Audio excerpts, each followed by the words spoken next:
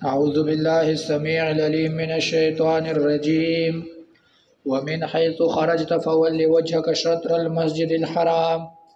سورة البقرہ آیت نمبر 149۔ ومن حیث خرجت، اور آپ جہاں سے بھی نکلے، فول وجهك، تو پھیر لے چہرے یا منہ اپنے کو، شطر المسجد الحرام، جانب مسجد حرام کے، وَإِنَّهُ لَلْحَقُّ مِن رَبِّكَ، اور یقیناً یہ آپ کے رب کی طرف سے حق ہے، وَمَا اللَّهُ بِغَافِلٍ عَمَّا تَعْمَلُونَ، اور اللہ غافل نہیں ہے اس سے جو تم اعمال کرتے ہو۔ وَمِنْ حَيْثُ خَرَجْتَ، یہ آیات بھی قبلہ سے متعلق ہے۔ احکام اور تحویل قبلہ اس کا ذکر ہو رہا تھا، تو اب حالت خروج کا ذکر ہے کہ رسول اللہ صلی اللہ علیہ وسلم جہاں سے نکلیں گے تو اس کا تذکرہ ہے، کیونکہ رسول اللہ صلی اللہ علیہ وسلم کے خروج سے احکام تبدیل ہوتے ہیں، رسول اللہ صلی اللہ علیہ وسلم کی حالات سے۔ تو اس لیے اب یہ دفع وہم بھی ہے اور حکم بھی ہے کہ مثلا رسول اللہ صلی اللہ علیہ وسلم اگر مدینہ میں رہتے ہیں حضر کی حالت میں تو کعبہ کی طرف توجہ کرتے ہیں اور نماز پڑھتے ہیں، تو جب حالت سفر میں ہو تو پھر کیا حکم ہوگا؟ کیونکہ رسول اللہ صلی اللہ علیہ وسلم کے حالات اس کے مطابق احکام بدلتے رہتے ہیں، حالات سفر اور حضر اس کی حالات مختلف ہوتی ہیں، تو وہم ہوتا کہ سفر کے حالات وہ مختلف ہوں گے، خروج کے حالات مختلف ہوں گے، تو اللہ تعالیٰ اب اس کی وضاحت کر رہا ہے۔ پھر یہاں پر وَمِنْ حَيْثُ خَرَجْتَ اور وَمِنْ حَيْثُ خَرَجْتُمْ، رسول اللہ صلی اللہ علیہ وسلم کو مخاطب کیا گیا ہے اور مسلمانوں کو نہیں کہا گیا۔ ایسا نہیں کہا گیا کہ تم مسلمان جہاں نکلتے ہو، بلکہ رسول اللہ صلی اللہ علیہ وسلم کو خاص کیا گیا ہے، اور وجہ یہی ہے کہ رسول اللہ صلی اللہ علیہ وسلم احکام اس پر مرتب ہوتے ہیں، اس کی وجہ سے احکام میں تبدیلی آتی ہے، امت کی وجہ سے، امت کے سفر کی وجہ سے، امت کی حضر کی وجہ سے احکام میں تبدیلی نہیں ہوتی، تو اس لیے رسول اللہ صلی اللہ علیہ وسلم کو خاص کیا گیا۔ وَمِنْ حَيْثُ خَرَجْتَ، وَمِنْ حَيْثُ خَرَجْتَ، اس کا معنی تو ایک یہ ہے کہ جس طرف تم نکلتے ہو یا جس جگہ سے تم نکلتے ہو جو مدینہ ہے، وَمِنْ حَيْثُ خَرَجْتَ، اور جہاں سے بھی، جس جگہ سے بھی تم نکلتے ہو، تو اس سے مراد پھر مدینہ ہو جائے گا۔ اور یا دوسرا مطلب یہ ہے کہ جس جگہ سے تم نکلے ہو، جس جگہ سے تم نکلے ہو جو مکہ ہے، یعنی مکہ سے رسول اللہ صلی اللہ علیہ وسلم نکل کر مدینہ آیا تھا، تو پھر حیثو سے مراد وہ مکہ ہو جائے گا۔ افضل قول ہے کہ جب مدینہ سے تم نکلتے ہو، مدینہ سے تم نکلتے ہو تو بھی حکم یہی ہے کہ کعبہ کی طرف بھی نماز پڑھو گے۔ اور خرجتا کا لفظ یہ ذکر کیا ہے، وَمِنْ حَيْثُ خَرَجْتَ، یہ خرجتا کا لفظ ذکر اس لیے کیا گیا ہے کہ اللہ تعالیٰ نے رسول اللہ صلی اللہ علیہ وسلم کو حکم خروج کا کیا تھا۔ اگر دوسری تفسیر لیا جائے، دوسری تفسیر کے مطابق کہ اگر مکہ مراد ہو جائے تو پھر وَمِنْ حَيْثُ خَرَجْتَ سے مراد اللہ تعالیٰ کا حکم خروج ہے کہ اللہ تعالیٰ نے رسول اللہ صلی اللہ علیہ وسلم کو ہجرت کا اور مکہ سے نکلنے کا اور خروج کا حکم کیا تھا، اگرچہ مشرکین نے وہ بہت کوشش کی تھی رسول اللہ صلی اللہ علیہ وسلم کے اخراج کے بارے میں، اس کو نکالنے میں، کہ رسول اللہ صلی اللہ علیہ وسلم کو مکہ سے جلاوطن کر دے، لیکن رسول اللہ صلی اللہ علیہ وسلم تب تک نہیں نکلے جب تک اللہ تعالیٰ نے حکم وہ نہیں کیا۔ تو پھر سوال یہ ہے اگر مکہ مراد ہو جائے تو پھر اس طرح کہنا چاہیے تھا کہ وَمِنْ حَيْثُ خَرَجْتَ فَوَلِّ وَجْهَكَ إِلَيْهِ، جہاں سے تم نکلے ہو تو الیہ اسی کی طرف دوبارہ منہ کر لو. الیہ یہاں پر ذکر کرنا چاہیے تھا. پھر یہاں پر تو جواب اس کا یہ ہے کہ الیہ اس لیے ذکر نہیں کیا گیا، اس میں ظاہر مسجد حرام لایا گیا ہے. یہاں پر بھی وہی سوال ہے کہ الیہ ضمیر لانا چاہیے تھا، مسجد حرام کا تذکرہ پہلے ہو چکا ہے، دوبارہ اس میں ضمیر کے ساتھ ذکر کرنا چاہیے، یا دوبارہ المسجد الحرام اس میں ظاہر لایا گیا. تو اس کی وجہ بھی یہی ہے کہ یہاں بھی تعظیم ہے. یہ مسئلہ یہ بہت بڑا مسئلہ بن گیا تھا، بہت بڑا اختلاف پیدا ہو گیا تھا. یہود نسخہ کے قائل نہیں تھے، یہود نسخہ مانتے نہیں تھے، اعتراضات کرتے تھے.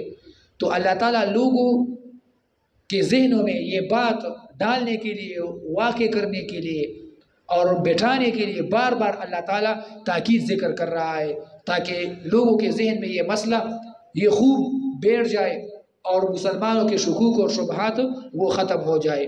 تو اس لیے بار بار تاکید کے ساتھ اللہ تعالیٰ یہاں بھی اس میں ظاہر وہ ذکر کر رہا ہے. پھر یہ جملہ کس پر عطف ہے؟ تو اس کے معطوف علیہ میں مختلف اقوال ہے. یا تو پھر یہ عطف ہے فَوَلِّ وَجْهَكَ، ما قبل پہلے آیت میں جو گزر گیا اس پہلے آیات میں فَوَلِّ وَجْهَكَ شَطْرَ الْمَسْجِدِ الْحَرَامِ، یہ اس پر عطف کیا گیا ہے. اور یہ دوسرا قول یہ ہے یہ لِكُلِّ وِجْهَةٌ جو قریب آیت گزر گئی وَلِكُلِّ وِجْهَةٌ یہ اس پر عطف کیا گیا ہے. اور تیسرا قول یہ ہے کہ یہ قَدْ نَرَا تَقَلُّبَ وَجْهِكَ اس پر عطف ہے. تو اس کے معطوف علیہ میں یہ تین اقوال ہے. وَمِنْ حَيْثُ خَرَجْتَ اور جس جگہ سے بھی تم نکلتے ہو فَوَلِّ وَجْهَكَ تو پھیر لو اپنے منہ کو شطر المسجد الحرام طرف مسجد حرام کے. وَإِنَّهُ لَلْحَقُّ مِنْ رَبِّكَ اور یقیناً یہ حق ہے تمہارے رب کی طرف سے. وَإِنَّهُ لَلْحَقُّ یہ مزید تاکید کے لیے لایا گیا ہے. اس کو کہتے ہیں مزید تاکید، قبلہ میں مزید تاکید پیدا کی گئی ہے. اور یہ ماقبل کے لیے علت بھی ہے کہ مسجد حرام کی طرف توجہ کیوں کی جائے، کیونکہ یہ حق ہے. تو ماقبل کے لیے یہ علت بھی ہے کہ یہ حق ہے مسجد حرام، تو اس کی طرف توجہ بھی کرنی چاہیے. پھر حق وہ کس کو کہتے ہیں؟ حق وہ کہتے ہیں الثابت الذی لا یعرض له النسخ ولا التبدیل. حق کہتے ہیں اس چیز کو لا یعرض له النسخ ولا التبدیل جس کو نسخ اور تبدیل وہ لاحق نہیں ہوتی، حق اس کو کہتے ہیں. حق الثابت الذی لا یعرض له النسخ ولا التبدیل یہ دوسری تعریف ہے. پہلے ایک تعریف حق کی گزر گئی، ایک دوسری تعریف حق کی مفسرین نے اس طرح کی ہے کہ جس کو نسخ اور تبدیل لاحق نہ ہو اس کو حق کہتے ہیں.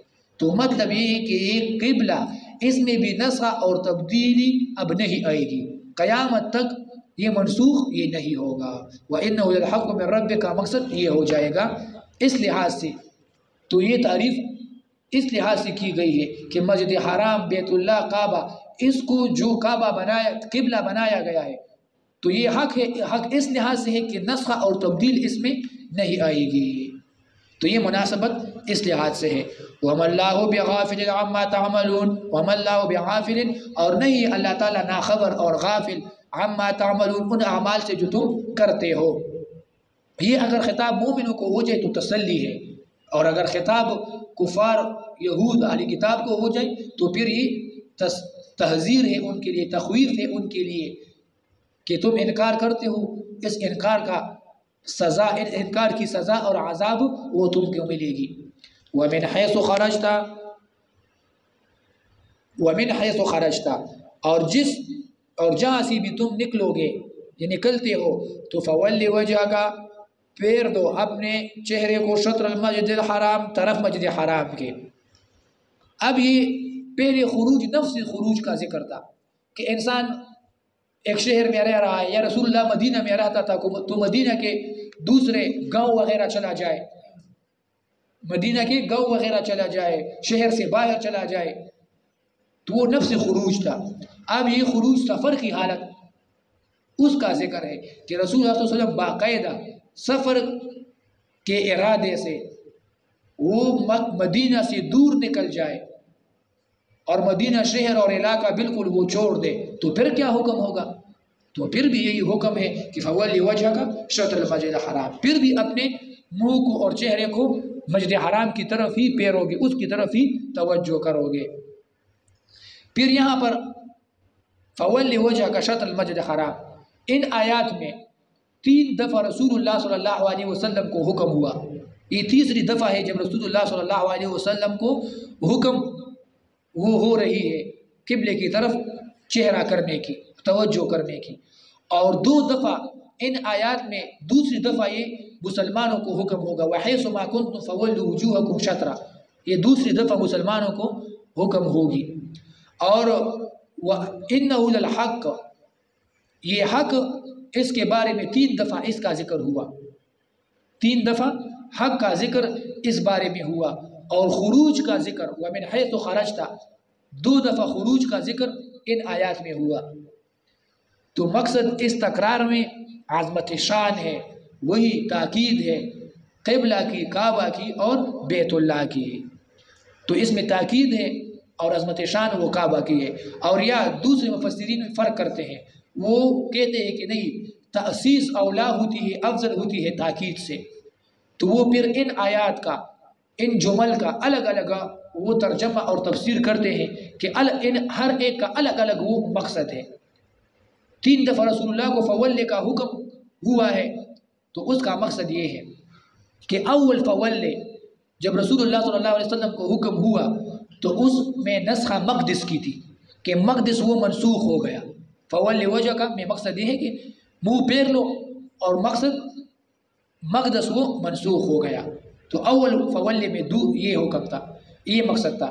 دوسری بار جب رسول اللہ صلی اللہ علیہ وسلم کو فولے کا حکم ہوا تو اس میں حکم تھا کہ تمام اماکن، تمام جگہ وہ اس حکم میں برابر ہے، تمام جگہ وہ اس حکم میں برابر ہے کہ جس جگہ بھی تم جاؤ گے تو یہی حکم ہوگا کہ مسجد حرام اور کعبہ کی طرف ہی توجہ کرو گے۔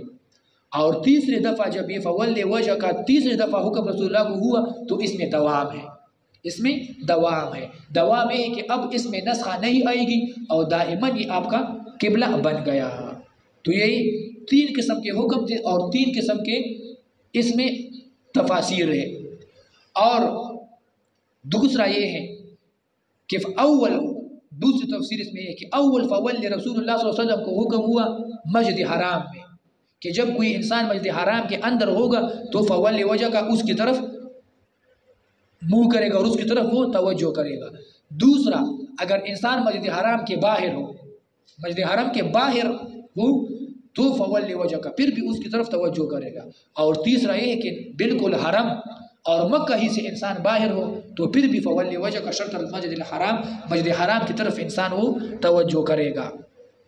اور یا تیسرا فرق وہ یہ ہے کہ اول فول وجہ کا اقامت میں کہ انسان اپنے شہر میں مقیم ہو، اپنے علاقے میں مقیم ہو تو بھی مسجد حرام کی طرف وہ توجہ کرے گا، کعبہ کی طرف۔ دوسرا فولے اس میں ایک انسان جب سفر کی حالت میں ہو، اپنے علاقے سے سفر کی حالت میں نکلے تو بھی انسان پھر بھی کعبہ کی طرف توجہ کرے گا۔ اور تیسرا جو ہے یہ اس کے لیے پھر تاکید بن جائے گا، پھر یہ اس کے لیے تاکید بن جائے گا۔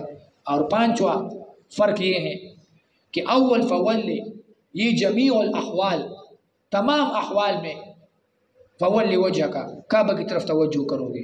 دوسرا یہ ہے کہ تمام اماکن جس مکان میں بھی ہو تو کعبہ کی طرف توجہ کرے گے۔ اور تیسرا یہ ہے کہ فی جمیع الازمنہ، تمام زمانوں میں، ہر زمانے میں، مستقبل میں جتنے بھی زمانے آنے والے ہیں، جتنے بھی سال آنے والے ہیں، اس تمام سالوں میں آپ وہ توجہ کرو گے کعبہ کی طرف ہو۔ تو یہ مختلف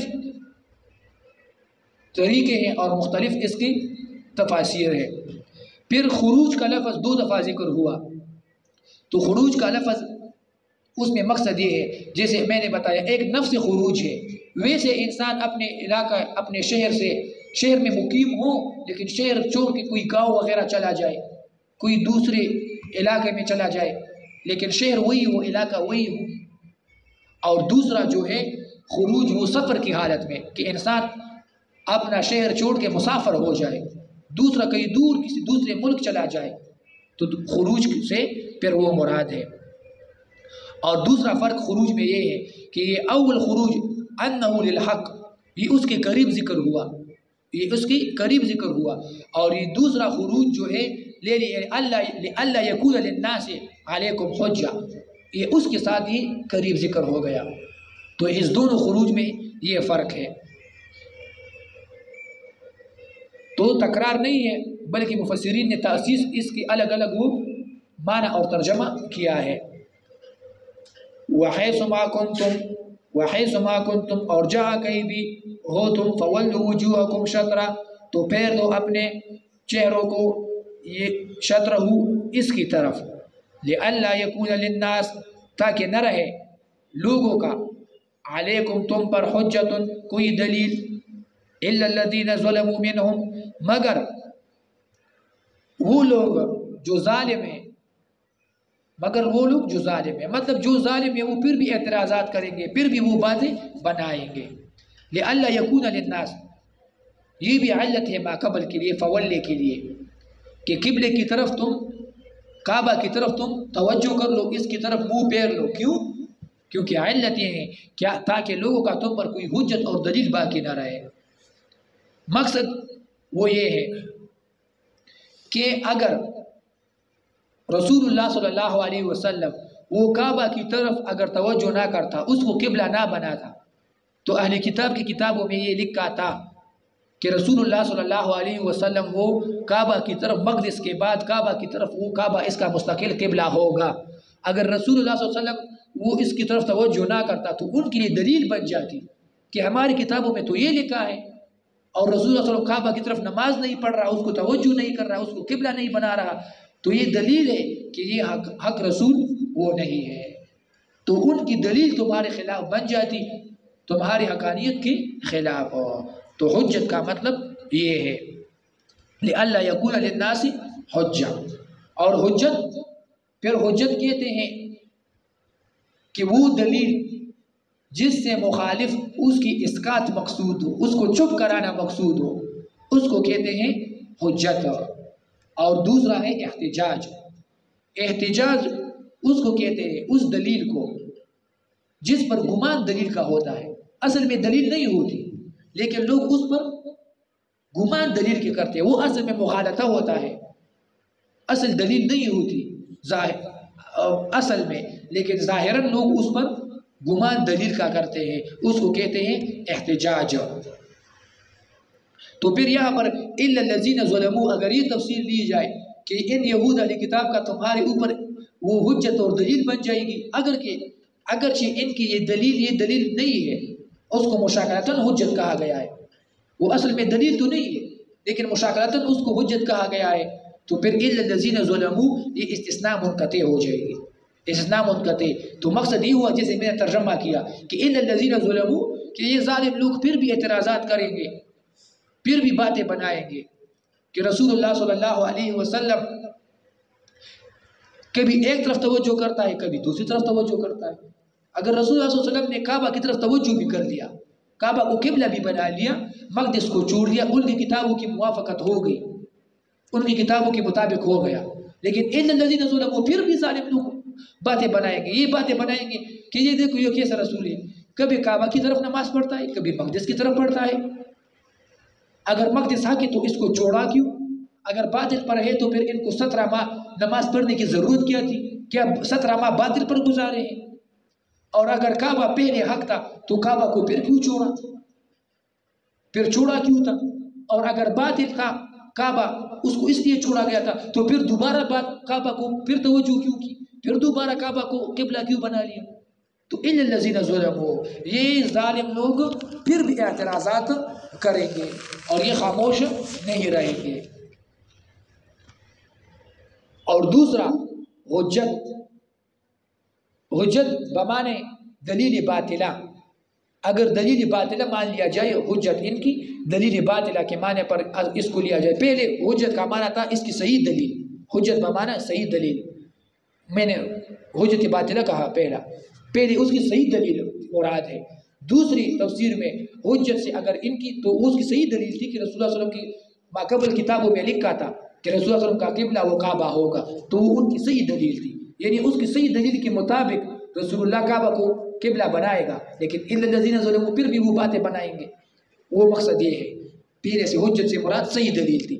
اب دوسری حجت، اگر حجت کو آپ حجت باطلہ ویسے باطل دلیل مغالطہ اس کے معنی پر اگر لے لے اور الناس اس سے مراد اہلی کتاب ہو جائے، تو مقصد یہ ہوگا کہ یہ اہلی کتاب یہ دلیل اور حجت بنائیں گے کہ یہ رسول اللہ علیہ وسلم کیوں ہماری مقدس کی طرف تو نماز پڑھتا ہے. اگر رسول اللہ صلی اللہ علیہ وسلم کعبہ کو قبلہ نہ بناتا اور مقدس رسول اللہ کا مستقل قبلہ ہوتا، تو الا الذین ظلموا یہ ظالم لوگ یہ دلیل بناتے اور یہ باتیں کرتے کہ اچھا رسول اللہ صلی اللہ علیہ وسلم ہماری مقدس کی طرف نماز تو پڑھتا ہے، یہ اس کا مستقل قبلہ ہے، لیکن دین ہماری قبول نہیں کرتا. قبلہ کو تو قبول کیا ہے، قبلہ تو ہمارا بنا لیا ہے، مقدس کی طرف نماز پڑھتا ہے، لیکن ہماری دین کو قبول نہیں کرتا. تو پھر یہ کیا وجہ ہے؟ تو پھر یہ اس طرح کی باتیں وہ بنائیں گے. تو اصل میں ان کی یہ دلیل اس لیے باطل ہے. ہم نے حجت باطل اس کو اس لیے کہا گیا کہ رسول اللہ صلی اللہ علیہ وسلم کو جو حکم ہوا تھا مقدس کی طرف نماز پڑھنے کا، وہ اللہ تعالیٰ کی طرف سے ہوا تھا. اللہ تعالیٰ نے حکم کیا تھا کہ مقدس کی طرف نماز پڑھو. وہ رسول اللہ صلی اللہ علیہ وسلم نے اس وجہ سے مقدس کو قبلہ بنایا تھا. اور ہر دین ہے کہ یہ اعتراض کرتے ہیں کہ یہودیت کیوں نہیں اختیار کر لیتے، قبلہ کو تو اختیار کیا ہے، دین کو کیوں اختیار نہیں کرتے؟ تو اس کا جواب یہ ہے کہ رسول اللہ کو قبلے کا حکم ہوا تھا لیکن دین کا حکم نہیں ہوا تھا کہ یہودیت کو دین بنا لو. رسول اللہ کو صرف اتنا حکم ہوا تھا کہ مقدس کو قبلہ بنا لو اور یہودیت اختیار کر لو، ان کے دین کو اختیار کر لو. یہ حکم رسول اللہ صلی اللہ علیہ وسلم کو نہیں ہوا تھا. یہ اگر الناس سے مراد اہل کتاب لیا جائے، اور اگر الناس سے مراد مشرکین لی جائے تو پھر الا الذین ظلموا اس کا مقصد یہ ہو جائے گا کہ الا الذین ظلموا کہ یہ ظالم مشرک یہ اعتراض کریں گے. اعتراض یہ کریں گے کہ رسول اللہ صلی اللہ علیہ وسلم یہ تو ملت ابراہیمی کا دعویٰ کرتا ہے کہ میں ملت ابراہیمی پر ہوں، لیکن نماز مقدس کی طرف پڑھتا ہے. نماز مقدس کی طرف، قبلہ مقدس کو بنایا ہوا ہے جو یہود کا قبلہ ہے، اہل کتاب کا قبلہ ہے، اور دعویٰ ملت ابراہیمی کا کر رہا ہے. تو مشرکین پر اعتراض کرتے ہیں. تو اس لیے اللہ تعالیٰ نے کعبہ کو وہ آپ کے لیے قبلہ بنا دیا کہ یہ اعتراضات ہی ان کے ختم ہو جائے. تو پھر ان دونوں اقوال پر کہ حجت سے مراد حجت باطلہ ہو جائے اور اللہ اور الناس سے مراد اہل کتاب ہو جائے یا مشرکین مکہ ہو جائے، تو پھر اللہ استثناء یہاں پر استثناء متصل ہے. استثناء یہاں پر استثناء متصل ہے کیونکہ ہم نے ان کے حجت کو حجت باطلہ کے معنی پر لیا تھا، تو اس لیے پھر یہ استثناء متصل ہے. اور الا الذین ظلموا اس کا دوسرا معنی یہ بھی بن جائے گا اگر یہ مشرکین مکہ کے ساتھ اگر آپ اس کو متعلق کر لیں کہ یہ مشرکین مکہ پھر یہ اعتراض کرتے الا الذین ظلموا کہ اگر اب پہلے مقدس پر وہ اعتراض کرتے تھے، اب اگر رسول اللہ نے کعبہ کو قبلہ بنا لیا تو الا الذین ظلموا یہ مشرکین پھر بھی اعتراض کریں گے. وہ اعتراض کیا ہے؟ وہ اعتراض یہ ہے کہ رسول اللہ صلی اللہ علیہ وسلم وہ کہیں گے کہ مقدس کو چھوڑ کر کعبہ کی طرف رجوع کر لیا، ہمارا قبلے کو اپنا لیا، ہمارے قبلے کو اپنا لیا. تو یہ دلیل ہے کہ ہو سکتا ہے کہ یہ ہمارے دین کو بھی اختیار کر لے، ہمارے دین کی طرف بھی اختیار کر لے، کیونکہ اس نے مقدس سے رجوع کر لیا تو یہ اپنے دین سے بھی رجوع کر کے اپنے آبا اور اجداد کا جو دین ہے اس کی طرف واپس لوٹ جائے گا. الا الذین ظلموا مشرکین یہ باتیں کریں گے ظالم لوگوں کہ یہ آہستہ آہستہ اپنی دین کی طرف واپس وہ لوٹ رہا ہے. تو یہ مقصد وہ ہو جائے گا. تو دونوں صورتوں میں پھر یہ استثناء متصل ہے. الا الذین ظلموا فلا منهم فلا تخشوهم واخشونی فلا تخشوا تو آپ اس سے مت ڈرو، ان سے مت ڈرو، ان کی ان اعتراضات سے مت ڈرو، اور واخشونی مجھ سے ڈرو، خاص مجھ سے خوف وہ اختیار کر لو۔ یہ ما قبل الا الذین ظلموا اس کے لیے خبر واقع ہوا ہے، الا الذین ظلموا کے لیے خبر ہے۔ وہاں پر مبتدا وہ متضمن تھی معنی شرط کے لیے، مبتدا متضمن تھی معنی شرط کے لیے، تو اس لیے اس کے خبر میں فا لائی گئی ہے فلا تخشوہ، کیونکہ وہاں پر مبتدا وہ متضمن تھی معنی شرط کے لیے، تو اس لیے اس کی خبر میں فا لائی گئی ہے۔ اور یہاں پر پھر ظلموا الا الذین ظلموا، ظلموا میں پھر یہ ماضی بمعنی مضارع ہے، ماضی بمعنی مضارع ہے، کیونکہ دلیل کیا ہے؟ دلیل یہ ہے کہ فلا تخشوہ یہ صیغہ مضارع کا لایا گیا ہے۔ ما قبل مبتدا متضمن شرط کے لیے تھی تو وہ ماضی بمعنی مضارع دلیل، کیونکہ فلا تخشوہ خبر میں فا لائی گئی ہے، اور یہ تخشوہ خبر مضارع ہے، تو وہ مبتدا بھی ظلموا وہ بھی بمعنی مضارع ہو جائے گی، فلا تخشوہ۔ فلا تخشوہ وخشونی مطلب یہ ہوگا فلا تخشوہ وخشونی کہ ان ضدی اور عنادی اہل کتاب یا مشرکین ان کی ان اعتراضات کا کوئی خوف مت کرنا، کہ ان کے اعتراضات کے خوف کی وجہ سے آپ حق چھوڑ دو، مقصد یہ ہو جائے گا۔ اور خشیت، یہاں خشیت سے مراد نفس خوف ہے، خشیت سے مراد نفس خوف ہے، اور خوف کا معنی مادہ یہ قرآن کریم میں 48 دفعہ استعمال ہوا ہے، مختلف استعمالات اس کے ہیں۔ خشیت بمعنی خوف جیسے یہاں پر استعمال ہوا ہے، اور اس طرح وہ خشیت جس میں مخشع عنہ جس سے خشیت کی جاتی ہے اس کی تعظیم بھی مقصود ہو، وہ بھی قرآن میں استعمال ہوا ہے۔ سورہ احزاب، سورہ مائدہ، سورہ توبہ، اور صفت مومنین، مومنوں کی صفت میں خشیت وہ بھی ذکر ہوئی ہے، ملائک کی صفت میں خشیت ذکر ہوئی ہے، اور صفت جمادات پتھر وغیرہ اس کی صفت میں بھی ذکر ہوئی ہے سورہ بقرہ میں۔ تو یہ مختلف خشیت کی استعمالات قرآن کریم میں ہیں۔ وَلِأُتِمَّ نِعْمَتِي عَلَيْكُمْ، اور تاکہ پورا کر لوں میں تم پر اپنی نعمت کو، وَلَعَلَّكُمْ تَهْتَدُونَ، اور تاکہ تم لوگ ہدایت پالو۔ وَلِأُتِمَّ نِعْمَتِي عَلَيْكُمْ، یہ لِأَلَّا يَكُونَ لِلنَّاسِ یہ اس پر عطف کیا گیا ہے، اور یہ بھی فولے کے لیے ایک علت ہے کہ اللہ تعالیٰ نے کیوں مسجد حرام اور کعبہ کی طرف توجہ کرنے کا حکم کیا ہے؟ یہ اس لیے کہ اللہ تعالیٰ تم پر اتمام نعمت کرنا چاہتا ہے، کہ اپنی نعمت تم پر وہ تام کر دے، وہ مکمل کر دے، اس کی اتمام ہو، تو یہ علت بن جائے گی۔ اور یا وَلِأُتِمَّ نِعْمَتِي اس سے مراد دخول جنت ہے، دخول جنت ہے، مطلب یہ ہوا کہ اللہ تعالیٰ نے تمہیں کعبہ کی طرف توجہ کرنے کا حکم کیا، یہ اس لیے کیونکہ یہ سبب ہے دخول جنت کے لیے، اور اتمام نعمت وہ جنت ہی میں حاصل ہوتی ہے۔ اور دوسرا یہ وَلِأُتِمَّ نِعْمَتِي کہ دنیا میں اللہ تعالیٰ نے تم کو غلبہ دیا ہے ان اہل کتاب پر، کہ تم یہ کعبہ کا قبلہ وہ اس کو بنانے کا حکم دیا ہے کہ کعبہ کو قبلہ بناؤ، تو یہ تمہارا غلبہ ان پر آ گیا، ان اہل کتاب پر، تو جنت میں بھی اللہ تعالیٰ تمہیں ان پر غلبہ دے گا، آخرت میں بھی غلبہ دے گا، کہ دخولی جنت اللہ تعالیٰ تمہیں دے گا، جنت میں داخل کرنے سے تمہارا غلبہ ان پر آخرت میں بھی آ جائے گا۔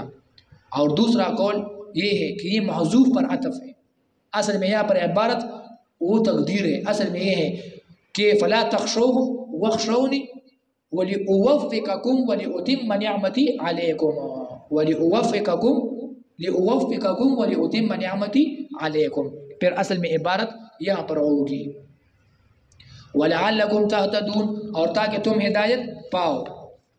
یہ لِأُتِمَّ نِعْمَتِي پر اس کو عطف کیا گیا ہے، وَلَعَلَّكُمْ تَهْتَدُونَ یہ اس وَلِأُتِمَّ نِعْمَتِي پر عطف ہے، اور یہ بھی علت ہے فولے کے لیے کہ اللہ تعالیٰ نے کیوں حکم کیا کعبہ کو قبلہ بنانے کی اور اس کی طرف توجہ کرنے کی، وَلَعَلَّكُمْ تَهْتَدُونَ کیونکہ اللہ تعالیٰ نے اس کعبہ میں ہدایت رکھی ہے، ہدی للناس اس کو کہا گیا ہے، تو اس کی وجہ سے آپ کو ہدایت وہ مل جائے گی۔ تو اور دوسری ہدایت کا مقصد یہ ہے کہ اس کعبہ کی وجہ سے اہل کتاب وہ گمراہ ہو چکے ہیں، اس کعبہ کی وجہ سے اہل کتاب گمراہ ہو چکے ہیں، لیکن مقابل میں مسلمان اس کی وجہ سے ہدایت وہ پا گئے ہیں، کیونکہ اہل کتاب اس کے منکر تھے، اس کو کعبہ کو قبلہ نہیں مانتے تھے، تو وہ گمراہ ہو گئے۔ اور وَلَعَلَّكُمْ تَهْتَدُونَ، اگر تم نے اس کو کعبہ کو قبلہ بنا لیا تو تم ہدایت پا لو گے۔ اور یہ دوسرا وَلَعَلَّكُمْ تَهْتَدُونَ، اس سے مراد مزید تاکید اور زیادت ہدایت میں مراد ہے، مزید تاکید اور ہدایت میں زیادت مراد ہے، کیونکہ مسلمان وہ تو پہلے ہی ہدایت میں ہے، وہ پہلے ہی ہدایت پر ہیں۔ اگر وہ نماز مقدس کو پڑھ رہے تھے تب بھی وہ ہدایت پر تھے، اب اگر کعبہ کو نماز پڑھنے لگے اور اس کو قبلہ بنا لیا تو یہ مزید زیادت آ گئی ان مسلمانوں کی ہدایت میں۔ وَلَعَلَّكُمْ تَهْتَدُونَ، اور تاکہ تم ہدایت پالو۔ صلی اللہ تعالیٰ خیر خلقہ محمد وآلہ وصحبہ اجمعین۔